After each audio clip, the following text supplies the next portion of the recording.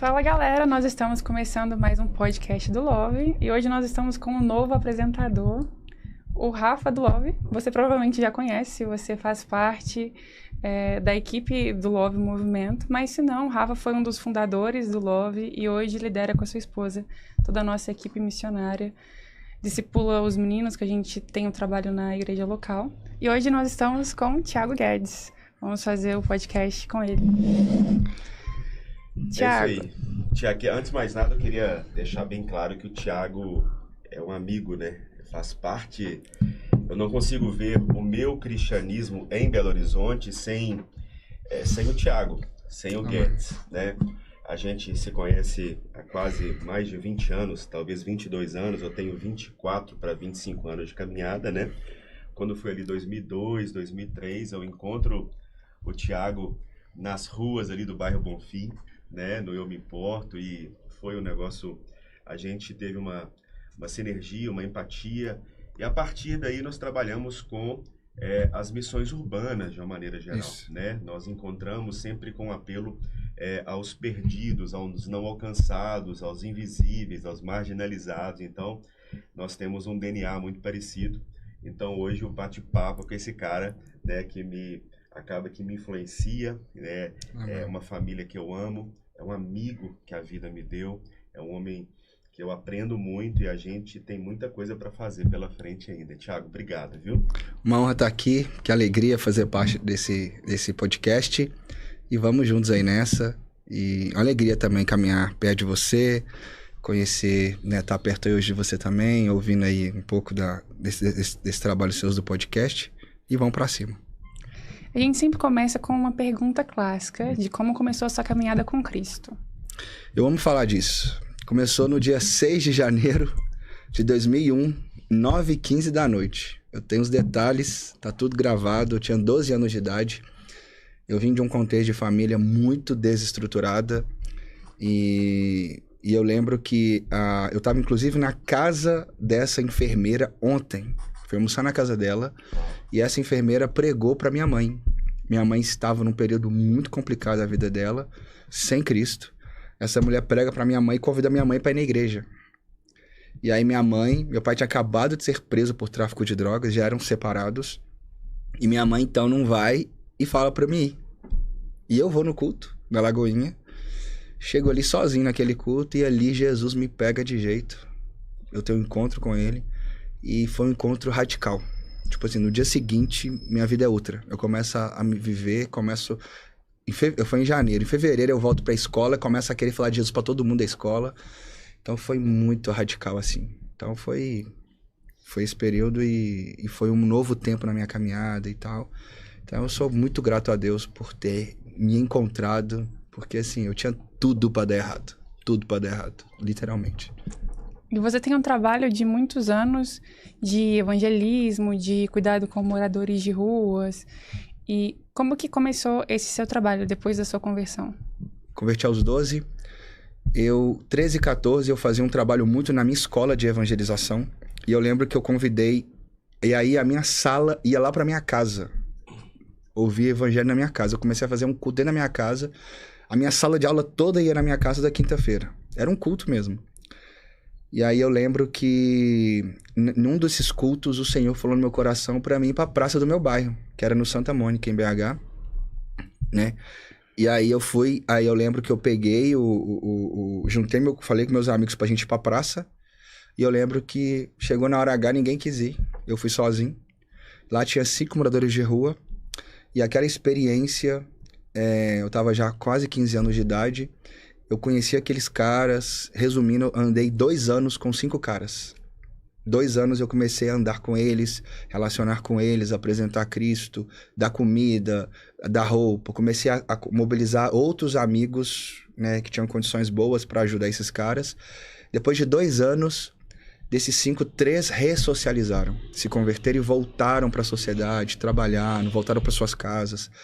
Então eu lembro que quando isso aconteceu, e aí com 17 anos Deus fala muito forte no meu coração, porque eu lembro que eu falei, Deus, eu quero fazer isso o resto da minha vida. Tipo, eu encontrei um projeto, um propósito de vida com 17 anos. Tipo, pregar Cristo, levar alegria e ressocializar pessoas que estão em situação de injustiça também e tal. Então ali eu encontro ali uma causa para viver. 17 anos. E nessa época também de 17 anos, você teve que renunciar, tipo, os seus sonhos com o futebol? Isso, exatamente. Eu esperava por essa, né, Thiago? Ó, vocês estão ligados, hein? O pessoal tá brifado. Então, e aí, com 17 anos para 18, eu joguei na categoria de base do Atlético e também do Cruzeiro. Sou atleticano, graças a Deus. E aí eu lembro que eu recebi uma proposta para que eu pudesse ir para a Europa jogar num time mediano de Portugal, mas já profissional, com contrato. E eu tava já com passagem comprada, malas prontas. E só que tava, tipo assim, foi muito próximo desse meu encontro com Deus no sentido vocacional. Foi muito perto ali. Então, eu encontrei uma causa. Tipo assim, o futebol era a paixão até então. Vou jogar futebol, vou ganhar muito dinheiro e vou ajudar os pobres. Eu tinha esse projeto. Só que quando eu vi aqueles caras, eu olhava nos olhos deles todo dia. Eu abraçava os caras viraram meus amigos. Então, quando eu tenho essa experiência com Deus muito particular, essa voz, eu me vejo assim, eu não quero ser o cara investidor. Eu não quero ser o cara que vai estar lá fora ganhando dinheiro e investindo. Eu quero ser o cara que vai estar aqui no dia a dia, que vai tocar vai tocar nas pessoas, e eu não queria abrir mão disso. E eu não olhei pro futuro assim, como é que vai ser o futuro? Eu tomei uma decisão de aquele momento. E naquele momento eu decidi rasgar meu contrato. Eu ia receber em euros e eu fiquei. E tive muito problema na minha casa por causa disso, né? E minha mãe endoidou o cabeção comigo. Achou que a igreja estava me fazendo lavar cerebral na minha cabeça. Mas foi a decisão, talvez uma das decisões mais sóbrias, mais conscientes. Uma decisão que eu nunca tive um dia que eu não... Tipo assim, nunca me arrependi. E aí... Só que ali já estava decidido que, tipo assim... Eu não quero mais o futebol. Eu quero viver minha vida para poder estar inserido no meio das pessoas, pregando, tocando. E literalmente foi isso que aconteceu. Tipo, minha vida de fato foi toda guiada para trabalhar com vulneráveis. Depois disso, né, da renúncia do futebol, desse primeiro contato com evangelismo, moradores de rua, você passou a pastorear. Como que foi essa virada na sua vida de chave, né? É claro que você continua fazendo as outras coisas, mas como que veio o pastoreio para você? Então, essa decisão foi em 2005, de eu largar o futebol, tava com 17, indo fazer 18, e aí eu lembro que em 2007 eu monto uma ONG chamada Inconformados, o Instituto Inconformados, e esse trabalho do Inconformados se torna um trabalho que eu ainda não era pastor, mas eu já começo a liderar muitos jovens por conta da igreja que eu era, que era Lagoinha, e era uma igreja com muitos jovens, então a gente começa a muita gente participar e a gente começa a fazer várias ações nas favelas de Belo Horizonte. E eu lembro que quando chega em 2014, foi quando eu sou ordenado ao Ministério Pastoral. E aí eu já estava muito apaixonado pela missão, pela obra. Só que eu demorei a ser ordenado ao Ministério Pastoral muito porque eu não queria. Eu rejeitava a ordenação pastoral. Tipo, eu não sou pastor. Eu sou missionário, eu sou evangelista. Tipo, eu não sou aquele cara de ficar dentro da igreja local, de ouvir pecador, de eu ficar ouvindo os problemas do povo. Eu não tenho esse olhar. Eu tenho um olhar de poder pregar o evangelho para quem não conhece a Jesus. Então eu tinha esse olhar. Só que tinha, tipo, quase 1000 jovens atrás de mim, que eu era referência, tipo assim, que eu era líder desses jovens, que eu escutava o problema deles. Só que eu já estava exercendo o ministério pastoral, mas eu entendia que não, eu não quero esse título para minha vida. E aí até então que chegou 2014 que eu abraço, de fato é isso mesmo. Eu sou pastor e Deus me trouxe muita... Mas Deus só me trouxe a confirmação do ministério pastoral na hora que o óleo tá caindo na minha cabeça. Tipo assim, até um dia antes eu tinha muita dúvida. Não sei se é isso que eu quero, não sei se é isso que Deus quer. Será que não é empolgação? Será que não foi uma coisa que a igreja... a igreja me impôs pra me fazer. Então, eu via muito isso. Então, eu tinha muita dúvida. Hoje, eu não me vejo fazendo outra coisa. Eu sou pastor. Literalmente, eu amo isso. Eu amo pastorear, amo pegar a gente, ver o processo ali do ensino das escrituras sendo formado na vida de um cara, vendo... Então, hoje eu amo ver o cara se convertendo e podendo crescer em conhecer Jesus. Então, eu amo muito isso, entendeu? E hoje você é pastor da Ponte. Hoje eu sou pastor da Ponte e tem 4 anos que a gente começou uma plantação de igreja, uma igreja que já cresceu muito rápido, deu sentido muito bom conosco ali. Fui ordenado no Ministério Pastoral na Lagoinha em 2014. Pela Lagoinha, eu plantei uma igreja numa favela, que é a Pedreira Prado Lopes. Então, por ali nós ficamos 6 anos pastoreando aquela igreja, do zero, formando uma liderança. Quando a igreja estava bem, estável, saudável, norteada, com uma liderança boa local também. Então, Deus colocou no meu coração de eu sair. E aí eu saio da Lagoinha e a gente começa uma plantação de igreja na região do Castelo, ali na região da Pampulha. E a gente está na Ponte tem 4 anos. Que legal. Eu sei que você tem muitas experiências, muitos projetos que a gente poderia explorar aqui. E a gente sempre gosta de trazer isso para justamente incentivar os nossos jovens, né? O que Deus tem feito através da vida dos nossos irmãos, isso é muito bonito. Mas eu queria dar uma espremida teológica, sabe? Sim. Aproveitar a bagagem, né, Rafa? Então, eu vou fazer 2 perguntas, você pode escolher qual ordem você prefere responder. A primeira é, a gente tem um público muito jovem com a gente, então eu acho que isso a gente precisa começar do básico pra gente clarear algumas coisas. Então a primeira é, o que é o Evangelho e por que eu tenho que anunciar e pregar o Evangelho? Ok. O que é o Evangelho? O Evangelho é a resposta de Deus à má notícia que o homem se encontra. De maneira muito resumida, seria isso. Deus tem uma boa notícia diante da má notícia que a humanidade se encontra.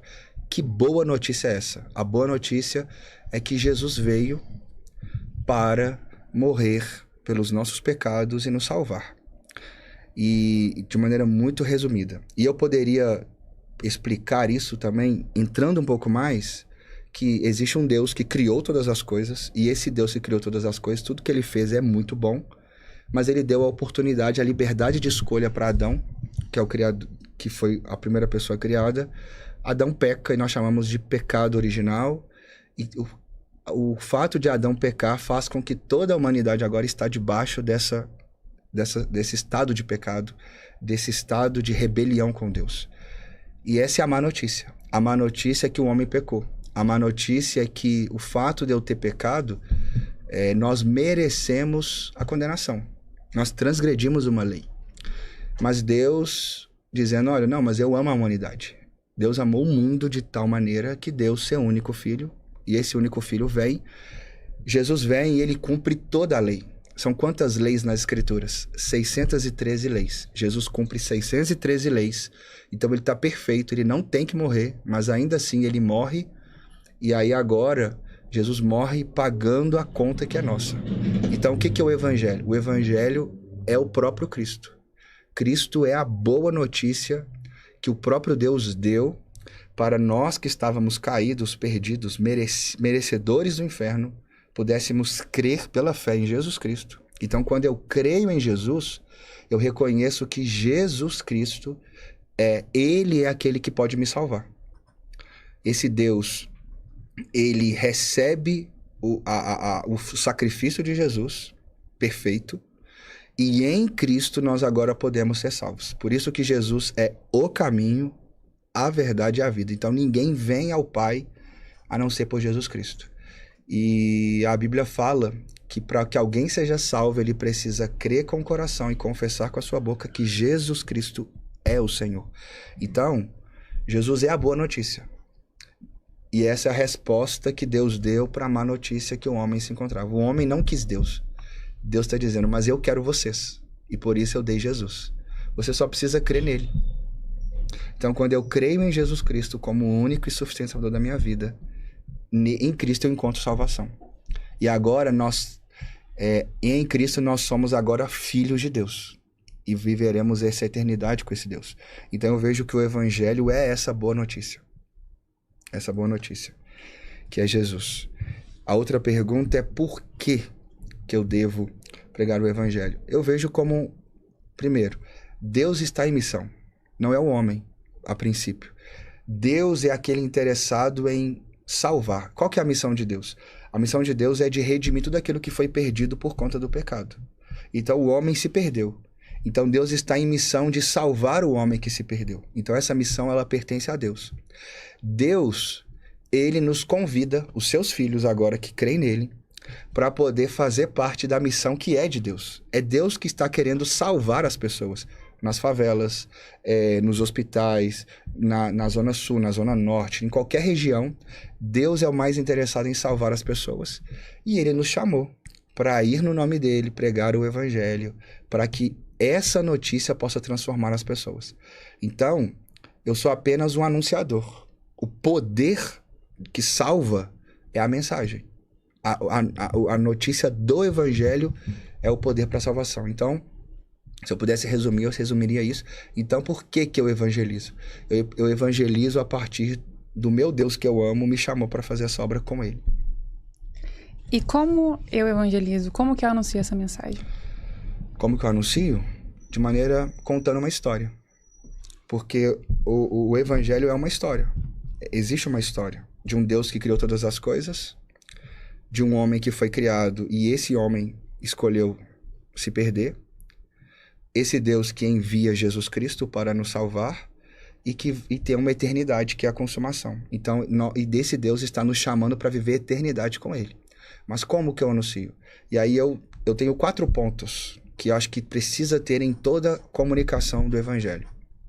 Então, eu posso contar ela de maneiras diferentes. Ou eu posso aprofundar em cada ponto, ou eu posso simplesmente passar por cima. Depende da pergunta, depende do que a pessoa, qual que é o contexto que ela tem. Aí eu vou dar um exemplo. Os 4 pontos são Deus, homem, Jesus e resposta.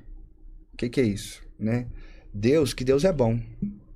Deus é aquele que nos criou, e esse Deus que nos criou, ele é bom. Por que? Mas isso é tão simples, todo mundo sabe disso. Só que diante de uma sociedade que a gente está, a pergunta que as pessoas muitas vezes vão fazer, de onde eu vim? Eu vim de Deus. Se Deus é quem me criou, se eu acredito que Deus me criou, porque eu estou conversando com uma pessoa e eu falo que Deus nos criou, então se Deus me criou, ele sabe para que eu existo. Ele sabe qual é o meu propósito. Então, eu entendo que quando eu vou abordar alguém para falar do evangelho, eu vou falar primeiro a partir de quem Deus é e que nós viemos desse Deus. Tá, mas por que que... Tá, mas se Deus é bom, Deus é perfeito, Deus nos criou, por que que tá tudo errado? Por que que tem tanta coisa errada no mundo? Tá, por conta do pecado, porque o homem, ele é mau. A Bíblia vai me apresentar de Gênesis 3 em diante que a natureza do homem, ela é má. E aí vai dizer lá em Gênesis capítulo 6, versículo 5, que Deus olhou para um homem e viu que toda a intenção do coração do homem é má. Romanos capítulo 3, versículo 10, vai dizer que não há nenhum justo sequer, nenhum homem que busque a Deus pela vontade própria. A Bíblia vai dizer em Romanos 3, 23, que todos pecaram. E o salário do pecado é a morte. Então a gente vai ver vários textos, olhando para as Escrituras, quando você olha para Romanos capítulo 1, versículo 24, e Romanos 1, 26, vai dizer que Deus entrega o homem às suas próprias paixões. O que é isso? Deus está irado com a humanidade. Deus está irado com a humanidade que pecou. Mas como que Deus derrama a ira dele hoje? Deus derrama a ira dele hoje só deixando o homem fazer o que ele quiser. Pode fazer o que o seu coração quiser. Isso é a ira de Deus, porque o homem se destrói. Então isso... o que deu errado? O pecado veio. O problema é que o pecado veio e não é o diabo. É o pecado. O pecado veio e agora a gente vive sem Deus. Então, a injustiça social, o fato de existe comida para o mundo inteiro comer bem. Isso é comprovado. Mas por que uns não comem e outros comem muito bem? Isso é injustiça. Isso das circunstâncias da injustiça, que vem da questão do pecado, do nosso coração egoísta, da ganância. Então são várias coisas. E eu termino aqui Jesus dizendo, né? Os fariseus perguntam para Jesus, e sobre a comida sacrificada aos ídolos? Tipo, o que contamina o homem? É o que entra ou o que sai? Jesus responde, olha, o que contamina o homem é o que sai dele. Por quê? Porque o homicídio, a inveja, a ganância, os problemas maus que existem na humanidade ela vem, ela sai do coração do ser humano. Então, o homem é aquele que tem um coração ganancioso, malicioso, até quando faz o bem, muitas vezes, é com a intenção de ganhar alguma coisa em troca. Então, o problema está na humanidade, que Deus deixou Adão, o homem, escolher, e o homem falou, eu não quero Deus na minha vida. Eu não quero andar com o Criador.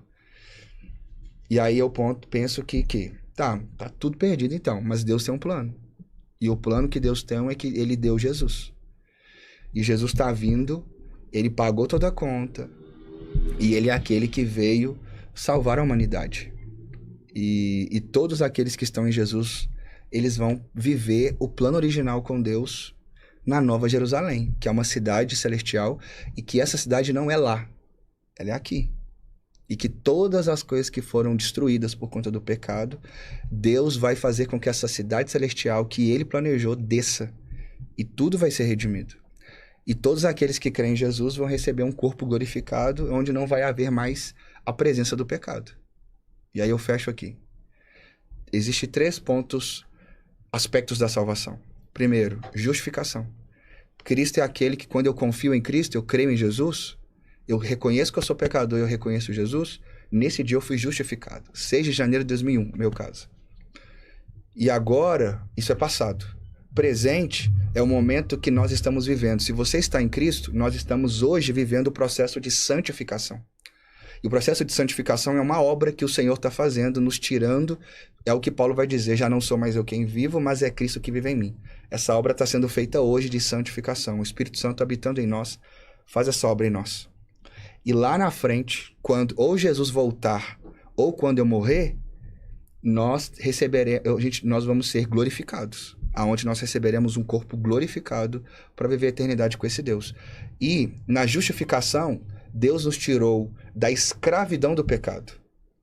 Na santificação, Deus está nos salvando do domínio do pecado. O que é isso? No processo de santificação, a gente consegue dizer não. Não que a gente não vai pecar mais, mas a gente consegue dizer não para coisas que a gente não conseguia dizer antes. Hoje eu consigo dizer não para as coisas da vida, para tentações. Mas vai chegar o dia da glorificação, que Deus vai nos tirar da presença do pecado. Na consumação, não vai haver mais pecado. Nós não teremos nada da presença do pecado e nem a consequência, os efeitos do pecado, e viveremos a eternidade. Então esse é o plano, essa é a história. Então, à medida que cada conversa vai gerando, a gente vai entrando em cada ponto. Então, quando eu converso com o espírita, peraí, mas e depois? Mas então, existe uma maneira de poder abordar ali.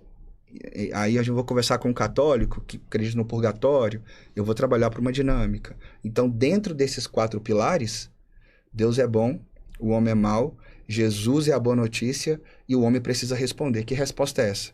Eu ouvi o evangelho. Eu crio ou não crio? Eu preciso crer. Porque todo aquele que invocar o nome do Senhor será salvo. Se confessar Jesus diante dos homens, eu confessarei diante do meu Pai, Jesus disse. Mas se você não me confessar diante dos homens, eu não confessarei diante do meu Pai. Então precisa ter uma resposta pública, que é o batismo. Então, existe então o chão aqui, a história. Então, à medida que eu converso com cada perfil de pessoa, eu vou saber como eu vou respondendo os questionamentos deles dentro desses pontos. De onde eu vim, onde eu estou, para onde eu vou. Então, é mais ou menos isso a minha base de trabalho assim que eu faço. Muito legal. Tem uma frase que é muito famosa, eu sei que você gosta dela, que é: pregue o evangelho, se precise, use palavras. Comente sobre. Tá. Mano, eu já tomei muita traulitada por causa disso aí, viu? Vamos lá. Mais uma, né? Vamos lá. Então, quando eu olho para a Escritura, eu vejo que... Por quê? O Evangelho é uma notícia. Evangelho é uma notícia. Então, é uma história que precisa ser contada. O Evangelho não é um conjunto de regras. O Evangelho não vem para a religião. O Evangelho é uma notícia. Uma notícia. Uma notícia, ela precisa ser contada. Então, quando você tem um ministério de dança na igreja dando exemplo, quando você tem flash mob, quando você entrega a cesta básica, quando você tem rua de lazer, projetos sociais, isso tem um nome. Projeto social é projeto social. Quando você entrega a cesta básica, você está fazendo uma ação social. Quando a gente está fazendo dança, é uma apresentação de dança. O problema é que as pessoas colocam tudo isso na conta do evangelismo. Isso não é evangelismo. Então, quando eu falo a respeito que prega o evangelho se necessário use palavras, essa frase está totalmente errada. E todas as pessoas que usam essa frase usam para desculpa. Ah, não, eu só preciso viver o evangelho. Mas é possível você ficar 10 anos no seu trabalho, é possível você ficar 10 anos com os mesmos vizinhos, e ainda assim as pessoas acharem que você é uma pessoa ética, mas que você não serve a Deus. É possível. Eu conheço vários ateus que são muito éticos. Eles não amam a Deus. Eles não conhecem a Deus. Então, o que garante? Sendo que o evangelho é uma notícia. Aí, qual que é o ponto? Então, isso precisa ser verbalizado. Agora vamos para a escritura. Na escritura, como que alguém é salvo? Crer com o coração, confessar com a boca. É algo público. Eu preciso confessar. Atos 4, 19 e 20, o Sinédrio, na época, prenderam Pedro e João e falaram, olha, vocês não podem pregar e nem falar de Jesus. Pedro vai responder o quê? Como eu vou deixar de falar e ensinar daquilo que eu vi e ouvi? Ali era o ponto, eles estavam querendo o quê? Você pode continuar tendo bom comportamento, Pedro, mas você não pode falar de Jesus mais. O problema é a fala. Se você pegar a história dos mártires, se você ler cada um, nenhum deles foi morto por bom comportamento. Porque ele tinha um bom testemunho. Porque ele pagava os impostos em dia. Nada disso. Eles foram mortos por abrir a boca. O que fez eles serem mortos mártires foi por abrir a boca. Se você pega a história de qualquer pessoa, quando você pega a história de Estevão, Estevão foi morto, primeiro mártir, por falar de Deus. Ele não foi morto porque ele era um cristão, simplesmente. Não, foi porque ele verbalizou. Então, e a fé, como que ela vem? Romanos 10, 17. A fé vem por ouvir. Ouvir o quê? Não é um filme. Ouvir a palavra de Deus. A fé vem por ouvir. Então, nós precisamos entender que a Escritura ela é muito clara. Quando Jesus está dizendo em Marcos 10, se me confessares diante dos homens, eu confessarei diante do meu Pai. Então, e essa confissão é uma confissão onde todo mundo está sabendo. Por isso que, seja para ser salvo, seja para o anúncio do evangelho, sempre tem a ver com verbalizar. Agora, o que as pessoas mais batem quando eu falo sobre isso, mas o que adianta falar e não viver? Aí é outro ponto. Diante da pergunta, o evangelho não é se necessário, é sempre. E é verbalizar. Você nunca vai ver Paulo, ele tinha um bom comportamento, foi por isso que ele foi perseguido. Não, Paulo pregava, Paulo falava, Paulo ensinava, Paulo, falava quem Cristo é. Se você pega a pregação de Pedro em Atos 2, ele está falando. Se você pega a pregação de Pedro em Atos 4, ele está verbalizando. Se você pega a pregação de Paulo em Atos 16, ele está falando. Se você pega a pregação de Paulo em Atos 21, ele está falando. Então você vai ver sempre pregações onde eles estão verbalizando. Então por isso que o evangelismo não é se necessário. O evangelismo é necessário em todo o tempo. Entendeu? Então por isso que eu acredito que... E a vida... E aí entra Tiago. A gente precisa falar do que o coração está cheio. A minha vida precisa estar conivente com as minhas palavras. Isso tem que ser natural. Mas eu não posso deixar de falar. Muito bem. Então, só para deixar aqui claro, para você não ter nenhum problema, Tiago quer dizer que o evangelho é uma boa notícia e, como uma notícia, ele precisa ser verbalizado e anunciado. Obviamente, você precisa ter um bom testemunho, mas a gente não usa a desculpa de um bom testemunho para deixar de pregar, porque a primazia do evangelho é essa, comunicar a mensagem, a gente comunica, colocando para fora. Tiago, você é um cara com conhecimento teológico muito bom. Mas talvez eu não seja mais ou menos. tanto assim. Então, dentro disso, como que eu, na minha simplicidade, eu posso... Que eu não tenho essas palavras rebuscadas, todo esse plano de salvação feito na minha cabeça, eu como uma crente no Senhor, como que eu comunico isso? E eu quero que você fale isso dentro do conceito de igreja missional. Tá. A gente precisa, hoje, eu acredito que a gente precisa, primeiro, quando a gente fala dentro do conceito de igreja missional é um conceito onde a gente enxerga que todos os membros são missionários e a gente treina e doutrina eles para que eles saibam que é o evangelho e que eles estejam no mundo. Então a igreja envia o seu membro da igreja para estar no mundo durante a semana. Então essa é a ideia de conceito missional de maneira muito resumida. Então, pensando que a igreja envia os seus membros para estarem no mundo e ela enxuga as atividades da igreja na semana, então, tipo assim, a igreja busca não ter praticamente quase nada de reuniões, de cultos na semana, porque a ideia dela é que os membros estejam no mundo. Então, diante disso, o que a gente faz na ponte lá também é de fazer com que as pessoas criem estratégias de se relacionar com as pessoas. Estarem juntas, jogando futebol, tendo um grupo de corrida, grupo de bicicleta, sei lá, fazendo parte de ambientes, estando em ambientes que aquilo não vai te ferir, que não vai atrapalhar a sua caminhada cristã, mas que você esteja nesses lugares com pessoas não cristãs, seja intencional. O ID é um movimento que precisa ser feito.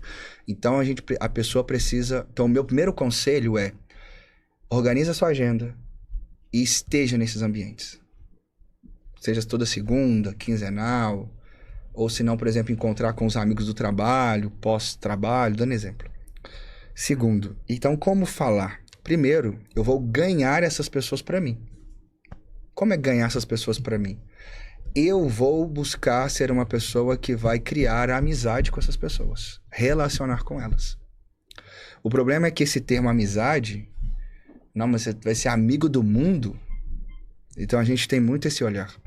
E quando eu tenho essa consciência, eu estou sendo pastoreado, eu faço parte de uma igreja local, eu entendo que eu estou sendo enviado, eu acho que isso é mais leve. Agora, o risco sempre vai ter. Jesus vai dizer para os discípulos: eu estou enviando vocês no meio de lobos. Agora... Eu não vejo o que é lobos, assim, sabe, do jeito que, sabe, as pessoas, assim, da maldade. Não, eu acho que a gente precisa ter esse olhar, tipo assim, ter esse discernimento. Então, primeiro, ganha as pessoas pra mim, não, entre aspas, pra Cristo. Primeiro, pra ela poder confiar nas minhas palavras. O Rafa é um cara que eu tô conhecendo ele e tal, é um cara que, a gente tem coisas em comum junto.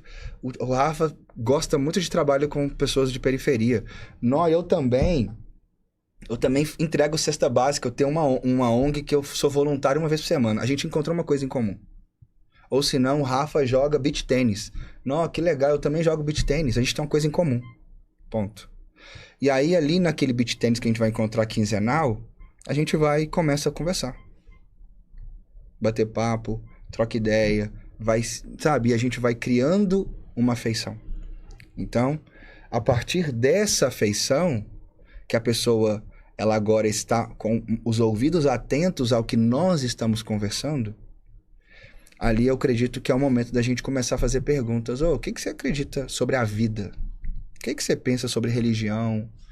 Eu sempre faço perguntas. O que você pensa sobre fé? Tipo, onde você está? Em que momento que você está? Isso para você é importante, não é? Então, eu sempre gosto de fazer esse tipo de pergunta. Então, esse é o conselho que eu dou para pessoas, às vezes, também, que não entende muito. Faça perguntas sobre isso. E ali a pessoa vai falar um pouco da caminhada dela. Ela não precisa saber os textos bíblicos, mas eu acredito que quando uma pessoa não tem tanta clareza teológica, ela pode compartilhar da vida dela mas dando ênfase ao que Cristo tem feito na vida dela. Entendeu? Cristo tem feito isso na minha vida. Cristo tem mudado a minha história nesse aspecto. Como eu tenho amado estar com Cristo. Então eu acredito que o testemunho para pessoas que são leigas, biblicamente falando, é importante ela simplesmente falar do que Cristo está fazendo na vida dela e como ele tem transformado a vida dela. Então esse é o meu conselho, é o que eu falo lá com a nossa equipe. Porque a gente precisa de uma igreja, a gente precisa entender que a igreja é uma comunidade de leigos. Então, a maioria da nossa igreja são leigos. Então, e precisa ser simples. A evangelização precisa ser uma coisa que é simples, natural, onde eu simplesmente vou estar contando coisas da vida comum que eu já estou vivendo com Cristo. Então, esse seria meu conselho. Então, pregar o evangelho é para todos, não é só pro Rafa e pro Thiago? Para todos. Atos 8:1. Atos 8:1 a gente tem um exemplo muito legal, porque ali a igreja sofre uma perseguição, eles são dispersos por vários lugares da região da Judéia e Samaria, e o texto vai dizer no versículo 4 que todos da igreja de Jerusalém, todos, que aí tinha no mínimo 8 mil pessoas, das conversões, todos pregavam a palavra onde quer que fossem, e eram leigos. E tem um livro que chama Evangelização na Igreja Primitiva, Michael Green, autor desse livro, que ele vai falar sobre a história dos primeiros anos da igreja, sobre a evangelização. E ele vai dizer que o boom, o crescimento da igreja veio por causa dos leigos. Os leigos são os que mais fizeram o evangelho avançar nos primeiros anos da igreja. Não os conhecidos. Tiago, dentro dessa ideia de que a igreja precisa estar no mundo, como manter a fé num mundo tão relativista? Para mim, igreja local, devocional, ter amigos maduros na fé. Então, de maneira muito direta, seria isso. Eu acho que ter amigos maduros na fé, que me levam para Cristo, ser presente numa igreja local e ter devocional em dia. Quando eu falo em dia, de estar tendo leitura, oração, como hábitos na nossa caminhada. Eu acho que quando a gente vive isso, eu acho que é natural a caminhada de poder estar no mundo, entendeu? E as tentações vão vir, mas eu sei o que eu quero. Tipo, sabe, Cristo, eu estou sendo alimentado por Cristo, por meio da devocional, ouvindo as pregações na igreja local e estando com amigos que me encorajam, que me exortam, que edificam a minha fé. Então, eu daria esses 3 pontos como essenciais. Ok. E agora, voltando um pouquinho já pro trabalho de evangelismo, de missões, nós somos um coletivo missionário, né? E nós temos muitos jovens que queimam isso, missões no coração deles. O que você diria para essas pessoas que Deus tem despertado para as missões? Como iniciar esse processo?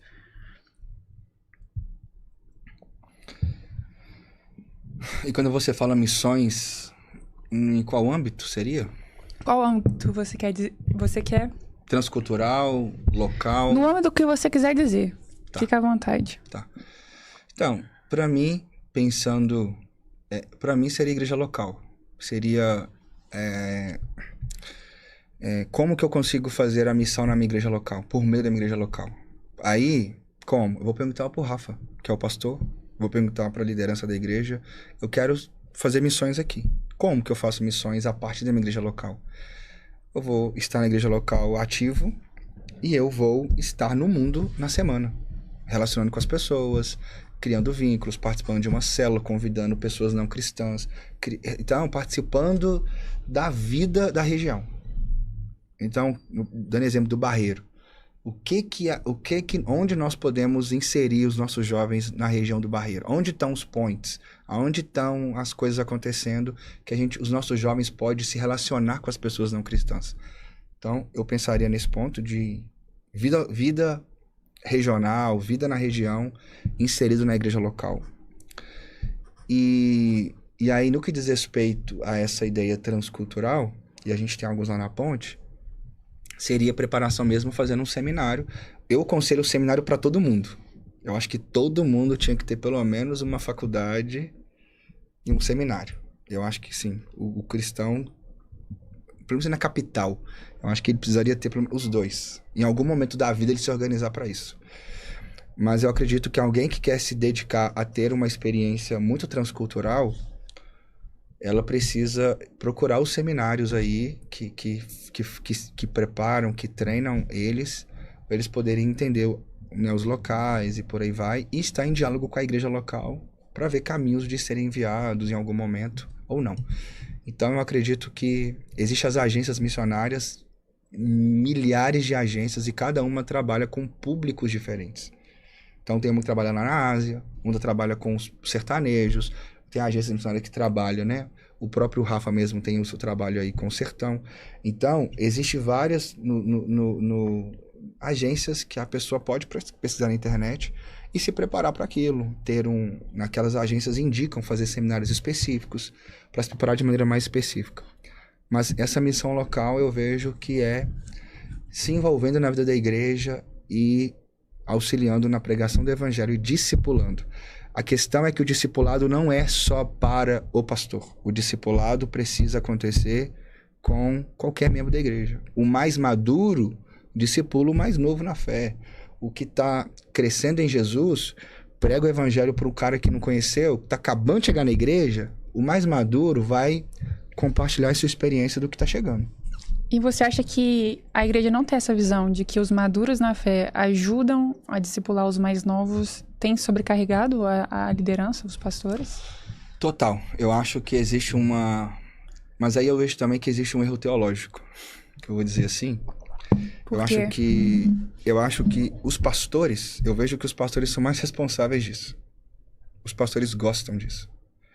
O pastor gosta de ser o centro, o pastor gosta de se colocar como superior, o pastor enxerga a sua vocação como mais importante. O pastor, então, o ensino dele é muito voltado para que a sua voz, para que as pessoas dependam do seu discurso. Então eu acho que existe essa cultura já inserida nas igrejas hoje, de colocar... E pastor não é superior. Pastor não tem vocação superior. Eu sou pastor, mas eu também sou ovelha. E agora o fato de ser pastor, qual que é o critério para ser pastor? Tem várias características de caráter e duas. Qual que é as duas para ser pastor? Hospitalidade, que é essa coisa do hospital, de receber e acolher, e ensinar. Esses são os dois dons do pastor. E agora tem vários outros dons que o pastor não tem, tá espalhado na igreja. E que agora, se uma pessoa anda só comigo, ela vai ficar manca demais. Porque a Thalita tem dons que o pastor não tem. Você tem dons que o pastor não tem. Então as pessoas precisam ser amadurecidas com pessoas diversas maduras da igreja. Eu tenho um papel de supervisionar como pastor para que se a igreja está se alimentando da palavra, se ela está crescendo em Jesus. E não colocar todo mundo na dependência nossa. Mas a gente precisa trazer uma cultura que quem discipula os membros da igreja não é o pastor, é a igreja. É a igreja que discipula. Então, só que como que é isso na prática? É a gente criar um ambiente que todos têm a responsabilidade de discipular. E aí, só que é anos. A gente está buscando... Tem 4 anos que a gente vai nesse movimento na ponte. Mas ainda a figura do pastor ainda é muito forte. Por quê? Porque tá chegando gente de todos os lugares com essa mentalidade. Que o pastor, ele é o meu personal pastor. Tipo assim, a gente enxerga que ser pastoreado é quando eu sento com o pastor na sala dele. Se ele não me atende, eu não tô sendo pastoreado. Tipo, isso não existe na escritura. Quem me pastoreia é a igreja. O púlpito me pastoreia. O gabinete é só mais uma coisa, é a maneira como eu enxergo. O gabinete é só mais uma coisa dentro do pastoreio. Só mais uma. Mas o púlpito. Quando eu estou conversando com você, eu vou na sua casa e a gente ora junto e lê a Bíblia junto, você não é minha líder. A gente é amigos. Mas você me alimenta, você me edifica. Quando a gente vai comer pizza depois do culto e você conta seu testemunho, você me alimenta. O que é discípulo? Discípulo é aluno. Então a igreja está me proporcionando várias maneiras de ser alimentado. Por meio do conselho pastoral, aconselhamento pastoral, por meio do púlpito, por meio de uma célula, por meio dos evangelismos. Então, tipo assim, tudo isso está sendo eu estou sendo alimentado. Então, a gente precisa fazer com que toda a igreja se veja responsável pelo próximo, pelo outro. Na célula não é só o líder, é a gente cuida um do outro. E Tito vai falar sobre isso. Tito 1, ele está preparando igrejas e ele diz para os líderes, preparem homens e coloquem os mais maduros, os mais velhos, maduros, para discipular os mais novos. As mulheres mais velhas discipulam as mulheres mais novas. Então eu vejo que a ideia é essa. A gente precisa criar cultura de discipulado mútuo para que a gente possa tirar essa ideia. Então, por exemplo, não me chame para ir no aniversário. Aí a gente vai tentando limpar. Exemplo, não nos chama para ir no aniversário orar pelos seus filhos. Não nos chama para comer. Por quê? Porque quem deve orar pelo seu filho no aniversário é o seu pai, é a mãe. Autoridade sobre um filho. Então aos poucos a gente vai arrancando das pessoas essa ideia. Para de achar que a oração do pastor é mais forte. Sabe? Para de achar que o pastor ele é superior. Ele não é superior. Ele é homem de Deus. Ele tem, sim, requisitos, princípios. Mas ele é alguém mais maduro do que todo mundo, normalmente. O pastor é alguém que ele tem muitos anos ali que ele já está experiente na caminhada. E Deus o vocacionou para aquilo. Mas ele não é superior. Ele é alguém que tem mais maturidade. E Deus deu dons para ele ajudar o rebanho. O pastor tem olhar muito sobre esse rebanho. Então, por isso que eu vejo que agora a cultura do discipulado mútuo ela precisa ser algo comum no dia a dia. A gente tem esse ponto, né, de que os pastores centralizaram isso, mas a gente tem outro ponto da igreja também que terceirizou a espiritualidade pro pastor. Você vê assim, dessa forma? Demais. Então, eu acho que tudo teve essa consequência. Quando a gente traz muito esse peso, essa responsabilidade sobre nós, pastores que eu tô falando, faz com que as pessoas agora também criem essa dependência e terceirizem pedindo que o pastor que tem que orar, o pastor que tem que buscar, não, eu tô mal, o pastor vai me ajudar, o pastor vai fazer isso, o pastor vai fazer aquilo. E as pessoas mesmo não buscam, não leem, não tem devocional. E aí eu digo assim, Data Guedes, né? Não é Data Folha não, o Data Guedes, de 80% a 90% de todos os meus aconselhamentos pastorais nos últimos anos, 80% a 90%, que as pessoas não têm devocional. Elas não leem Bíblia. Elas não oram. Eu sempre pergunto, como está a sua vida com Deus? Ah, tá indo, pastor. Como está a sua vida de devoção a Deus? Nó, tá ruim demais. Tipo assim, eu sempre pergunto qualquer conselho que eu vou dar, aconselhamento. E eu atendo, em média de 15, devo fazer uns 15 a 20 gabinetes por semana. Então, assim... Então, acho que é isso, sabe? Então, eu acho que o meu ponto é esse, as pessoas não estão... Elas não estão buscando. E aí elas querem só chegar no domingo, ouvir uma mensagem poderosa e elas mesmo não têm uma devoção com Deus. Ah, porque não enxergam que a importância da devoção a Deus para a sua vida comum. Entendi. Então, pra gente quebrar isso de ambos os lados, é criar uma cultura de discipulado mútuo e voltada pra palavra mesmo, né? Pra devoção diária. Isso. Ensino, eu vejo a importância do ensino, de mostrar a importância de toda a igreja amadurecer, desenvolver, delas serem independentes. Os irmãos da igreja têm que ser independentes. A igreja precisa treinar as pessoas a poderem fazer suas devocionais, para eles terem a vida deles, entre aspas, independentes, deles buscarem. Porque a gente é ajudador.